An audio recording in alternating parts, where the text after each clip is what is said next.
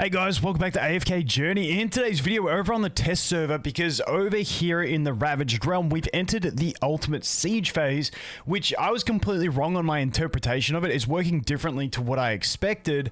So I wanted to go through the way this is going to work. So just keep in mind, once the phase that we're in on the global server, I forgot what the initial phase was called. It was called during the squad rotations. So yeah, once your squad rotation finishes, which you can read up the top left corner, it'll tell you how long's remaining. We enter this ultimate siege phase, which lasts for 2 days. So 2 days of ultimate siege. And for this one, I thought the way I read it was that you'd just be able to fight this guy with a full team of any units that you had. However, that is not the way it's going to work. The way it's going to work is you get to battle with every team, and it adds up your scores from every team to get your total damage dealt. And that is the way it's going to be calculated. Now, this makes it a lot harder for free to play to rank well or low spenders, but obviously at the end of the day, that's always going to be the way. So you just got to push the best you can. My anticipation was that we were going to get to use one team using any character to deal the maximum possible damage. And for me, when you've got specific heroes hyper invested, you can put a whole team of hyper invested units and do better damage and have higher competition. But this one is obviously going to be catered more towards those with a wide spread of units. So I want to go through it. I've done attacks on 3 of them. I've still got to do attack on my Wilder, which is probably going to be my best one, just so you guys can see my ratings increase. And it kind of makes sense to why they have on certain like light bearers, we get a damage boost of 20%.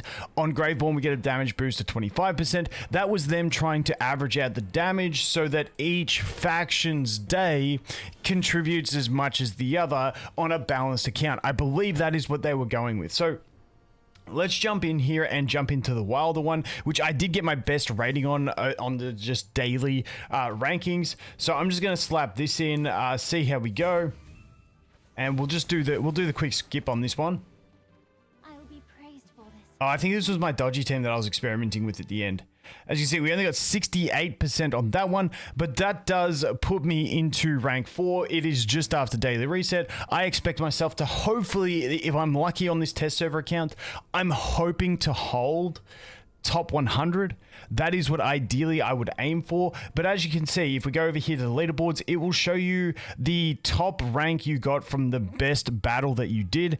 And that's what appears here. To the way I understand it, it shows you your best single run. But if you click here on the info button, you can see, like, for me, at the currently, because I am rank 4, dude, this doesn't even make sense. Oh, wait, because he's into difficulty 2. I'm like, how the hell am I losing at 156 million when he's on 130 million? But it's because he's on difficulty 2 on 3 of the bosses. So I don't know exactly how they work that out as a clean way to look at it. But if you want to see the next breakpoint, like, you know, if you're at rank 15, it'll show you what rank 10 is. If you're rank 25, it'll show you rank 20, so on and so forth.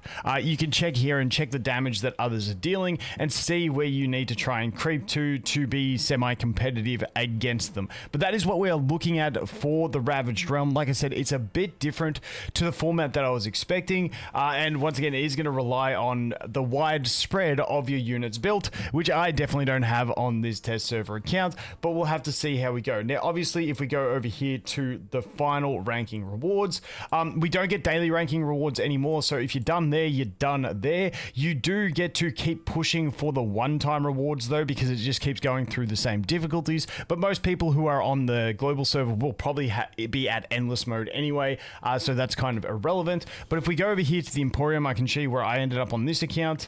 Yeah, so I ended up being able to purchase everything from the store except for the teddy bears, which I think was pretty decent. Once again, this is on the test server and I'm missing a bunch of the one-time rewards, and I didn't, even sometimes I was into the percentage-based rewards. So, you know, it's pretty decent in the fact that most people should get a good chunk of the rewards without too much stress, which is quite decent. But the final ranking rewards are the big one.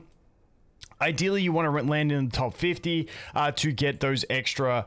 Like, top 50 is a big deal. Like, if you end up rank 51, I'd be pretty pissed because we do get this bad boy and we do get the extra stargazers. But at the end of the day, anything you can get is going to be extra free stuff, and you can get an idea. So, the thing that I do like is that they don't do like 200 to 1%, 1% to 2%.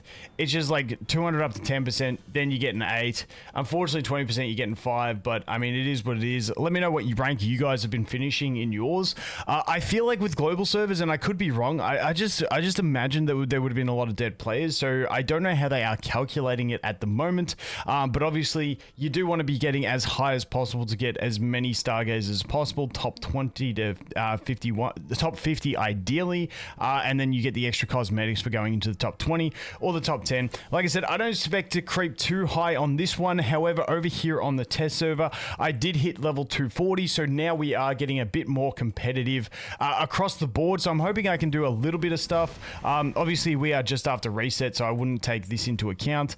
Yesterday on King Croker, I actually managed to rank 40 on this one, which I was pretty happy about, considering I don't have a Mythic Plus Thorin. So, you know, King Croker without the Mythic Plus Thorin is a bit of a handicap. So we'll have to see how we go over there.